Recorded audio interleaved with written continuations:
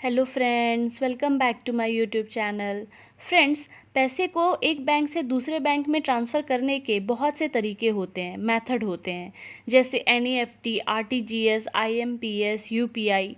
पर क्या आपको पता है क्या होता है एनईएफटी, आरटीजीएस, आईएमपीएस या फिर यूपीआई, और ये कैसे काम करता है और इनके बीच क्या अंतर है, क्या डिफरेंसेस हैं? तो फ्रेंड्स, आज के इस वीडियो में हम इसी बारे में बात करेंगे और जानेंगे। तो चलिए शुरू करते हैं और जानते हैं। तो सबसे पहले आता है एनईएफटी। एनईएफटी जिसका फुल फॉर्म होता है नेशनल इलेक्ट्रॉनिक फंड ट्रांसफ़र।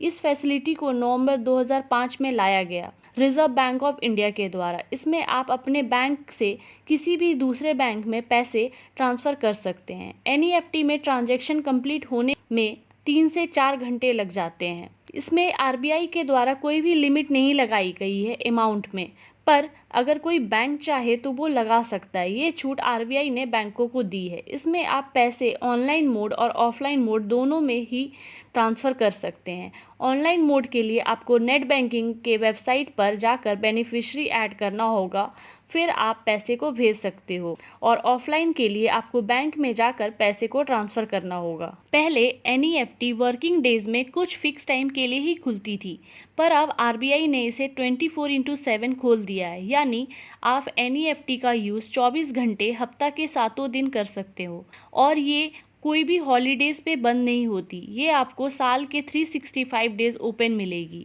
इसमें पैसे ट्रांसफ़र करने के लिए आपको जिसे पैसे भेजने हैं उसका नाम, बैंक का नाम, ब्रांच का नाम, अकाउंट नंबर, आईएफएससी कोड पता होना ज़रूरी है। इन सब की मदद से आप बेनिफिशियरी ऐड कर पाओगे और ऑनलाइन और ऑफलाइन मोड से पैसे ट्रांसफ़र कर पाओगे।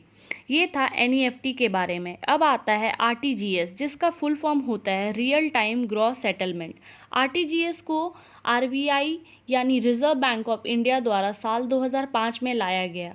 ये एक ऐसा मेथड है जहां पर पैसे को एक बैंक से दूसरे बैंक में बिना किसी वेटिंग पीरियड के भेजा जाता है।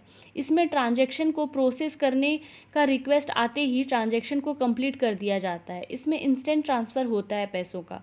इसमें पैसे ट्रांसफ़र करने की मिनिमम लिमिट 2 लाख रुपए की है। मतलब इसमें आप तभी पैसे ट्रांसफ़र कर पाओगे जब अमाउंट आपका 2 लाख या उससे ऊपर का होगा। इसमें मिनिमम अमाउंट में लिमिट है, पर मैक्सिमम अमाउंट में कोई लिमिट नहीं है। आरटीजीएस में पैसे ऑनलाइन और ऑफलाइन दोनों ही मोड में ट्रांसफ़र किए जा सकते हैं। आरटीजीएस हफ्ता के 7 दिन 24 घंटे ओपन रहता है और ये किसी भी हॉलीडे पर बंद नहीं होता। यानी ये भी एनईएफटी के तरह 365 डेज ओपन रहता है। मतलब आप किसी भी दिन किसी भी टाइम पर इससे पैसे भेज सकते हो। आरटीजीएस का इस्तेमाल करके पैसे भेजने के लिए आपके पास जिसको पैसे भेजना है उसका नाम, ब्रांच का नाम, बैंक का नाम, आईएफएससी कोड और बैंक अकाउंट नंबर पता होना चाहिए, तभी आप पैसे ट्रांसफ़र कर पाओगे आरटीजीएस के थ्रू। इसके बाद आता है आईएमपीएस। आईएमपीएस जिसका फुल फॉर्म होता है इमीडिएट पेमेंट सर्विस। आईएमपीएस को नवंबर 2010 में एनपीसीआई यानी national payment corporation of India के द्वारा लाया गया।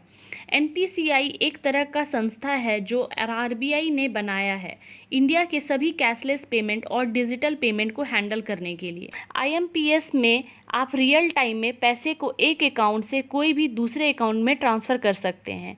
इंस्टेंट ट्रांसफ़र होते हैं पैसे।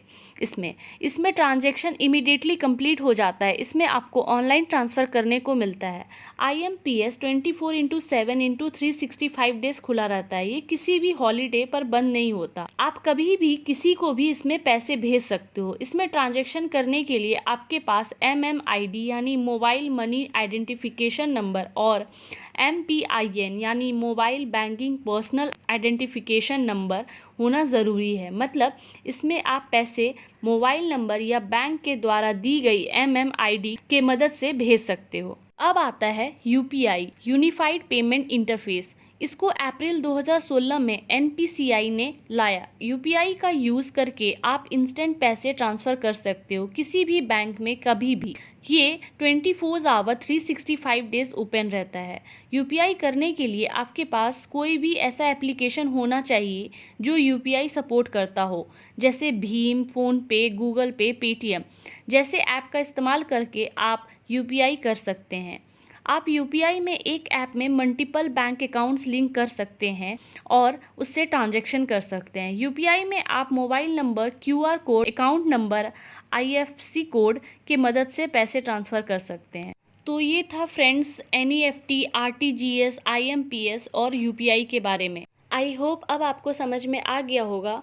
तो आज के लिए इतना ही। अगर आपके मन में अब भी कोई सवाल है तो नीचे कमेंट सेक्शन में लिख कर आप मुझसे पूछ सकते हैं। और अगर आपको ये वीडियो अच्छा लगा हो, यूज़फुल लगा हो तो इसे लाइक करें, शेयर करें और चैनल को सब्सक्राइब करें। साथ ही बेल आइकन को प्रेस कर दें ताकि नए आने वाली ऐसी ही वीडियोज़ की जानकारी सबसे पहले आपको मिले।